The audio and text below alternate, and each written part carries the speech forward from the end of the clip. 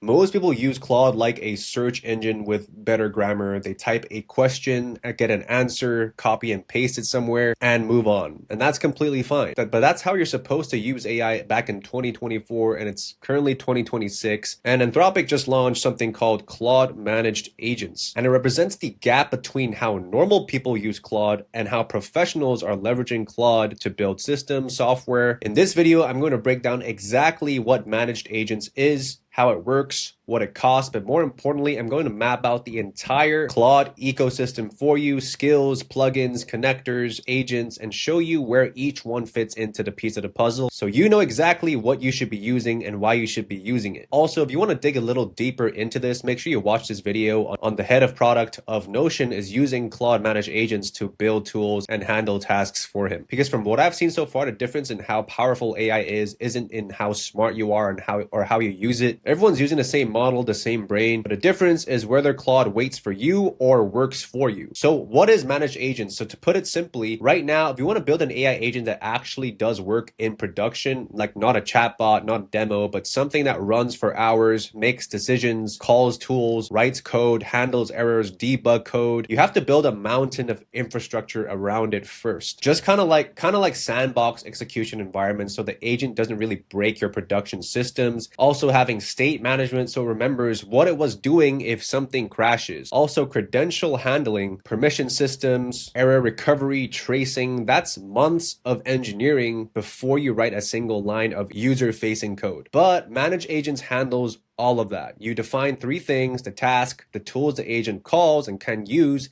and the guardrails, meaning the boundaries of what it's allowed to do. Anthropic runs everything else on their infrastructure. But from what I've seen, the features which matters most, first is the long running sessions right here. Your agent can operate for hours autonomously, right? If it disconnects, progress persists, like they keep on working, and it picks up exactly where it left off. Secondly is the built-in orchestration, which is pretty cool, right? The harness, that's the loop that controls the agent. It decides when to call tools, how to manage context, how to recover from errors, so you don't really have to build that yourself. And third is session tracing, right? Every tool call, every decision and failure mode is visible in the Claude console. And that's pretty much your debugging layer. And two features are currently in research preview, meaning that they're not generally available yet to us, like multi-agent coordination lets agents spin up other agents to work in parallel, just kind of like OpenClaw. Self-evaluation tests lets you define success criteria and Claude iterates until it meets them. And they both require requesting access as well. Now, here's the engine under the hood, right? Anthropic published a deep engineering blog alongside this launch, right? And the core idea is pretty clever. They separate the agent into three independent pieces. So the first one is the brain here, right? That's Claude and its harness, right? The reasoning loop. And then there's also the hands, which is sandboxes and tools that executes actions. And then there's the session, which is the log of everything that happens, and they're all stored separately. And why does it matter? Well, each piece can fail independently, right? If a sandbox dies, the harness catches it and spins up a new one. If the harness itself crashes, a new harness reads the session log and picks up exactly where it left off. So nothing is a single point of failure. And Anthropic's engineering blog compares this to how operating systems were designed, right? The abstractions, process, file, they were built to be general enough for programs that didn't exist yet. And Managed Agents is built the same way, right? The interfaces stay stable while the implementations change with each model upgrade. And who's already using, Claude Managed Agents right now? Anthropic launched it with a roster of enterprise early adopters, and here's what each one is doing right now. Kind of like earlier in the video when I kind of requested you guys to watch the video of Notion having a really special use case to use Claude, and I'm not sure why Claude isn't buying Notion yet. I think they would have a really good integration together. And this isn't a product announcement with no users. Anthropic launched with companies already running Managed Agents in production, right? So Notion, they build custom agents directly inside workspaces. Engineers use it to ship code, knowledge workers use it to generate presentations and websites. Dozens of tasks run in parallel while the team collaborates on the output. And Sentry right here, this one got my attention. They had an existing debugging tool called Seer that does root cause analysis. Now, they've paired it with Claude-powered agent that writes the patch and opens a pull request automatically. The bug gets flagged, the fix gets generated, and they say this shipped in weeks instead of the months they originally planned. Rakuten also deployed specialist purpose agents across 5 departments: product, sales, marketing, finance, and HR. Each one plugs into Slack and Teams as well. Employees assign tasks, and then the agents return deliverables like spreadsheets and slide decks. And each agent was stood up within 1 week. And Asana AI also built AI teammates, agents that work alongside humans inside project management flows, picking up tasks and drafting deliverables automatically. And here are 2 numbers to know just for a little bit of context. Internal testing showed managed agents improved task success on structured file generation by up to 10 percentage points over standard prompting. And this is the biggest gains on the hardest problems. And also the time to first token, and which is that pretty much means that's how long before the agent starts producing output, dropped 60% at the median and over 90% at the 95th percentile, because the brain starts reasoning immediately while sandboxes only spin up when needed. Now, before we go any further, I need to give you some context here, because managed agents doesn't exist in isolation. It's one layer of a much bigger ecosystem that Claude has built out. And most people don't even understand how these layers really fit together. So let me map it out. Claude now has 5 layers, right? And most people only use layer 1. The first layer is the chat layer, right? This is what 95% of people do, right? They open Claude.ai, they chat with it, that type in a question, get an answer, copy and paste it somewhere, and that's pretty much it, right? Layer 2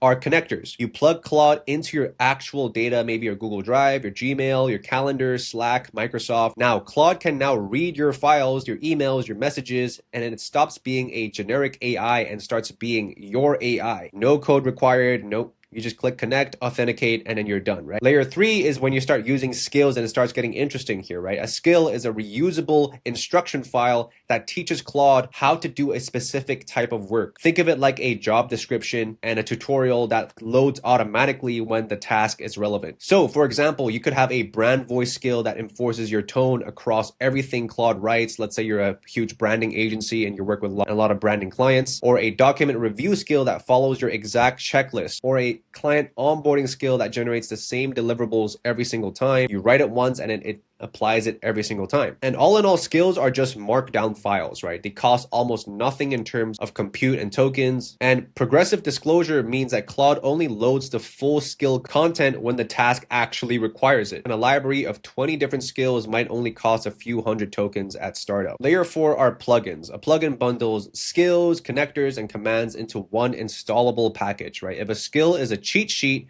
a plugin is the entire toolkit. So for example, a sales accelerator plugin that includes Apollo and outreach connectors, right? A prospect profiling command and a sales analyst sub agent all in one install. Someone builds it once and your whole team installs it everywhere. And Anthropic also launched a plugin marketplace in February 2026, and enterprise customers can create private plugin marketplaces, organization specific plugins. And they can also control who can install what and auto install approved plugins for new team members. And this is how AI capabilities get distributed across organizations at scale. And now we get to layer 5, which are agents, right? This is a new layer. This is managed agents. An agent doesn't wait for you to ask it something, right? It runs automatically for hours. It calls tools, writes code, handles errors. It works exactly like an employee, just kind of like OpenClaw. You give it a task and it gets the task done. And if something goes wrong, it goes ahead and figures it out. You're not standing over its shoulder, hand holding it, about telling it what to do, what not to do. And this is exactly what Notion, Sentry, and Rakuten are deploying right now. And that is the layer that separates people who use AI from people who has AI to work for them. And now people always ask me, hey Hugo, what's the difference between, a skill and an agent? When do I use which? So let me give you the simplest way to kind of think about it. A skill is kind of like a recipe card, right? It tells Claude how to make a specific dish, let's say, pad thai or a Philly cheesesteak, but you are still in the kitchen. You initiate the task, you check the output, you decide when it's done. An agent, on the other hand, is the chef, right? You tell the chef exactly what you want to eat. Let's say I want a Philly cheesesteak, and it goes, finds the ingredients, it goes and makes it, and also delivers it to your table. If something goes wrong, they're out of an ingredient, the oven breaks, they figure it out themselves. Skills make Claude smarter at a specific single task, and agents makes Claude independent. It can, go grab skills, you grab tools, fix things, and then grabs the final product and hand it to you. So when should you use a skill versus when should you use an agent? If the task takes you around 5 minutes and you just want Claude to do it better, That's a skill. Enforce your brand voice, follow your review checklist, format a report the way you like it. Use skills for that. But if the task takes 1 hour, requires multiple steps, involves calling different tools, and you don't want to babysit it, that's an agent. Let's say monitor your ad spend overnight, process 50 inbound leads while you sleep, scan your competitors' YouTube channels, and write up the outliers before your morning coffee. That's an agent's work. And here's the nuance that most people kind of miss. You can put skills inside agents, by the way. The agent is the worker. The skills are the expertise that the workers carry. So your lead processing agent might have a skill for qualifying prospects, another skill for drafting personalized emails, another skill for responding to those emails, and a skill for scoring urgency. Let's say some replies are negative, some replies are positive. You can give them individual skills to score whether or not those replies are negative or positive. Let's say you're emailing 1,000 business owners. 99% of them are going to say fuck off or say no or hey, fuck you or don't email me again. The agent needs to be able to, figure out which one is positive and which one is negative. So let's talk a little bit about pricing right now. There are two components, the standard Claude API tokens right here. You pay for model usage like any API call plus an agent runtime fee of 8 cents per session hour. So if your coding agent runs for 30 minutes, that's 4 cents in runtime plus whatever tokens it's consumed, right? That's the cost of sandboxing, state management, credential handling, tracing, all of that handled for you. Compare that to building all of this yourself, right? Months of engineering time, server costs, maintenance. For most teams, 8 cents an hour to let Anthropic handle this is an absolute no-brainer.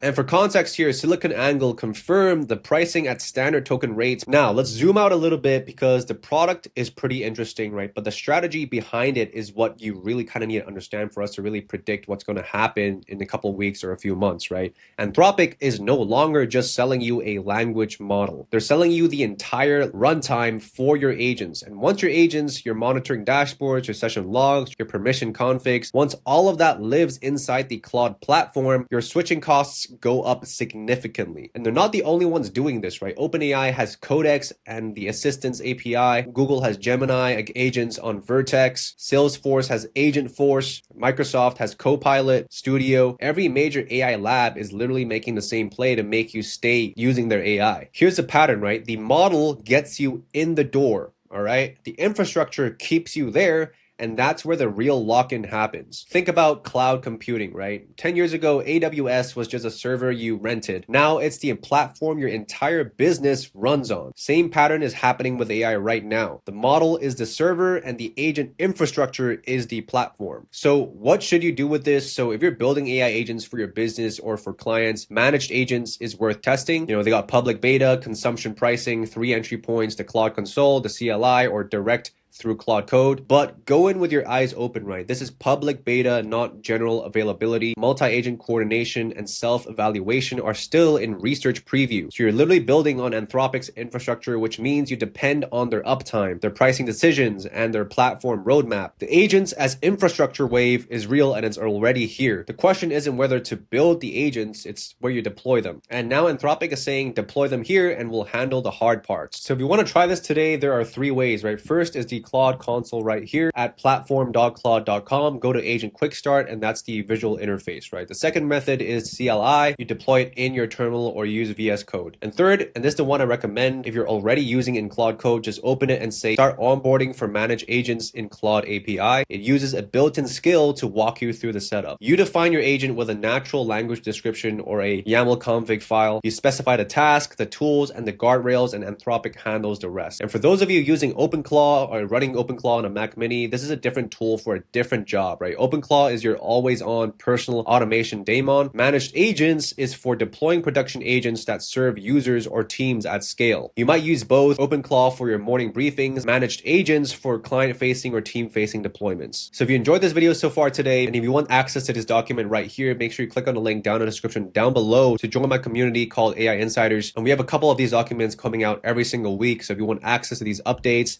newest trends, newest use cases, network with other AI geeks in the community, make sure you click on the link down in the description down below, and I'm excited to see you there. And if you enjoyed this video today, make sure you give this video a like, comment, and subscribe, and I'm excited to see you in the next video.